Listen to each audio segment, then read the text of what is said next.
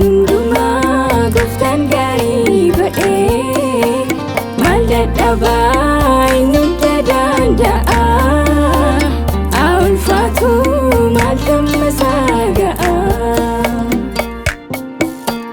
Jireenyi koo baay'ee natti ulfaatee yaaddoo guddaa yommuu na qabatee itti machuuf fira yommuu dhabee Gooftaa Yesuus harka koo na qabee anis turee Waaqayyoon eeggadhee waan hundumaa gooftaan gaarii godhee maal dadhabaa eenyutu danda'a haa ulfaatu maal gammasaa ga'a.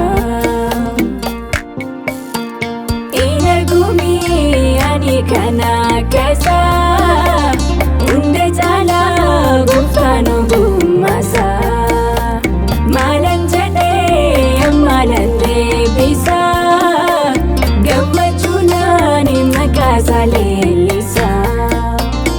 Anis turee Waaqayyoon eeggadhee waan hundumaa gooftaan gaarii godhee maal dadhabaa